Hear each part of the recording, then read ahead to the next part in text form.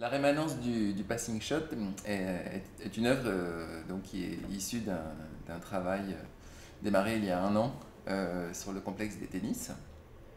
Et donc cette démarche a été démarrée suite à un appel de la ville et de la galerie Fernand Léger pour faire une œuvre en partenariat avec la construction de ce complexe immobilier et Link City, le promoteur.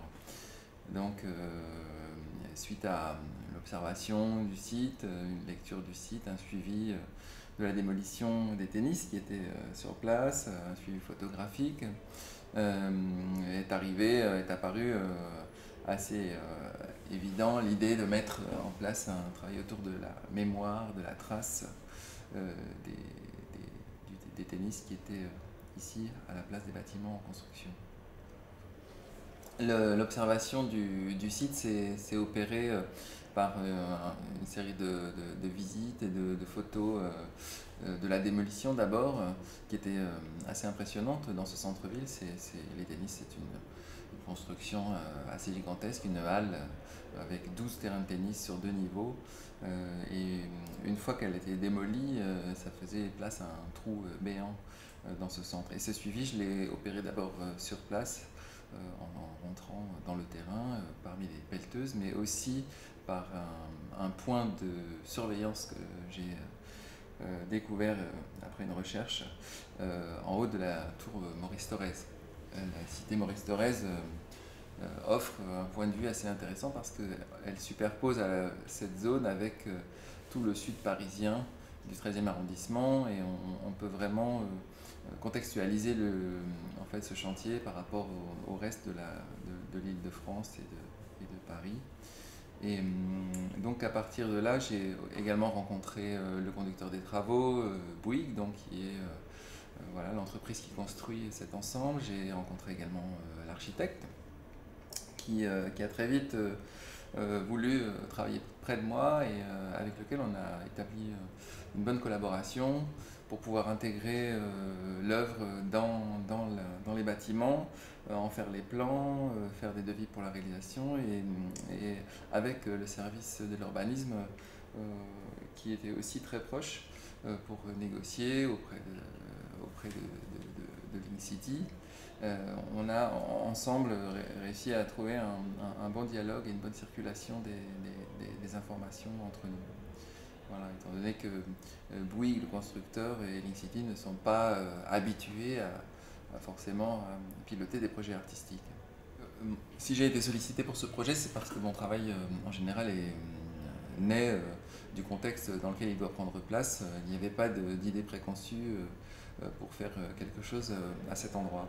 Et c'est suite à l'observation du lieu, à une lecture de l'histoire du lieu, à l'observation des plans, qu'est progressivement apparue l'idée d'implanter ces balles dans les façades et de créer ces modules sur place, et aussi en particulier avec un croisement du regard et des informations avec le service des espaces publics qui m'a aidé à concevoir quelque chose qui pouvait s'intégrer dans l'espace sans créer de danger pour les usagers, en respectant certaines règles d'emploi des circulations par exemple.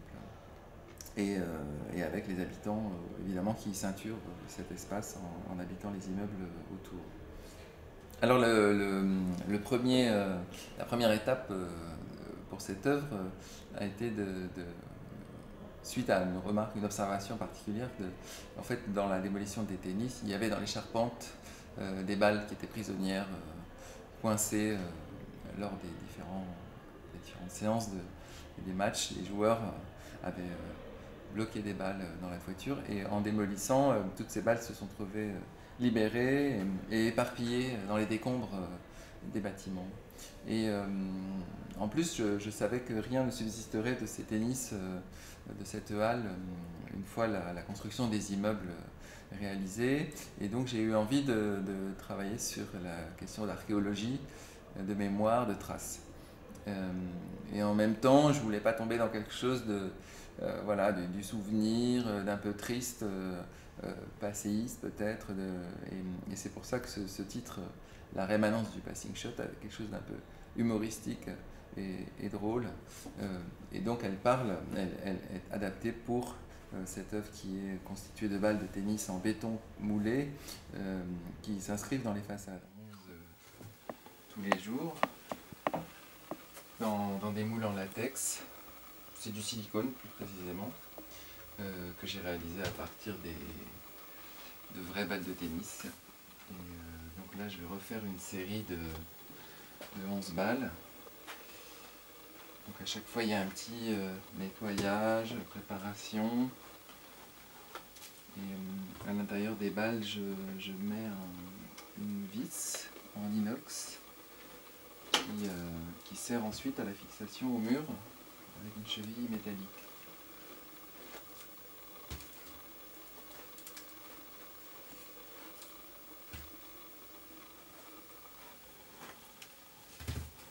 Est-ce que tu veux que je raconte d'autres?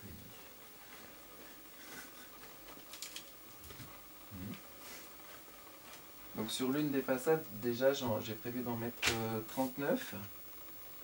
Et a priori, sur la façade en face, il y en aura à peu près l'équivalent. Et puis sur les modules, je pense une petite centaine. Donc je suis entre 150 et 200 balles en tout. Voilà. Donc comme j'ai 11 moules, il faut que je fasse à peu près 20 coulées pour arriver au nombre.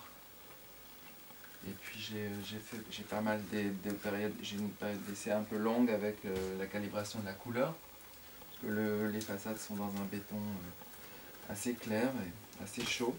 Et du coup je mets un peu de pigment, du ciment blanc, c'est un mélange un peu précis.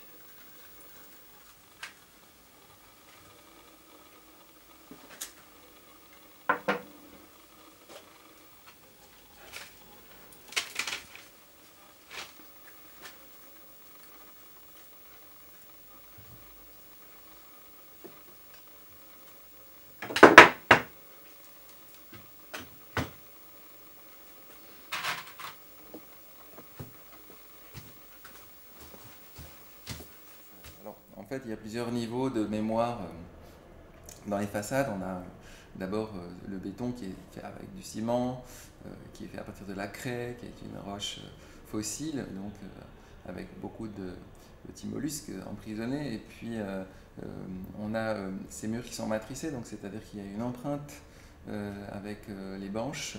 En fait, le béton est coulé, donc c'est un principe d'empreinte. Et puis on y rajoute en plus une membrane avec une forme particulière de planches juxtaposées les unes aux autres, qui donc donne un aspect un peu historique comme ça. C'est très tendance en ce moment dans les architectures, on retrouve beaucoup ça, cette volonté de laisser des empreintes dans le béton coffré, comme si le béton lui-même ne suffisait plus.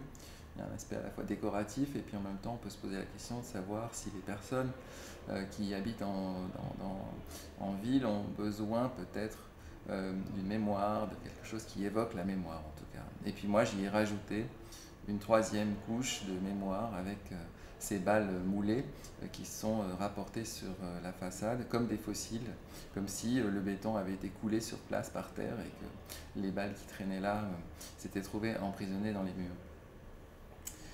Alors, suite à cette proposition, le promoteur et l'architecte m'ont demandé quelque chose de plus conséquent qui allait investir la place, donc avec une circulation, des bacs avec de la végétation, et peut-être de détourner, de travailler sur ces éléments-là. Et donc j'ai proposé des modules posés, c'est-à-dire que j'aime les architectures quand elles sont à l'état naissant et qu'elles sont justement dans ces murs en béton brut seulement, sans les habillages, les revêtements de fausses briques, de parements qui viennent masquer l'ossature elle-même, le squelette du bâtiment. Et ce sont 3 morceaux de squelette de bâtiment en fait en béton coffrets qui sont posés là au milieu, un petit peu comme si au moment de la construction on avait oublié ces parties, euh, puisque les constructions aujourd'hui sont faites progressivement, étape par module rapporté, qui sont soit fabriqués à l'extérieur en usine, comme les cages d'escalier par exemple,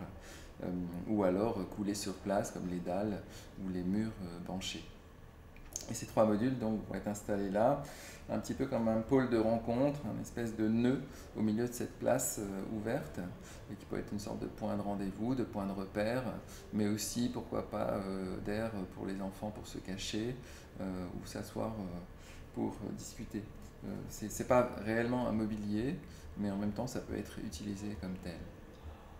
Sur ces 3 modules, donc on a un mur de façade extérieure avec ces balles matricées ces balles qui sont apportées sur la façade matricée, et puis un morceau de plancher et un morceau de mur de refend. Et ils sont posés un peu bancal, comme ça, comme oubliés, sur le sol au milieu de la place. Alors l'œuvre est en cours d'installation, la partie des balles sur les façades des bâtiments donc est en cours de réalisation, et les modules devraient être fabriqués dans les prochains mois pour une livraison en mars, donc au moment de la livraison des logements pour les futurs propriétaires. Et c'est à ce même moment, au mois de mars, que donc la Galerie Fernand Léger me propose une exposition personnelle qui va ouvrir donc simultanément l'accès à l'œuvre dans l'espace des tennis.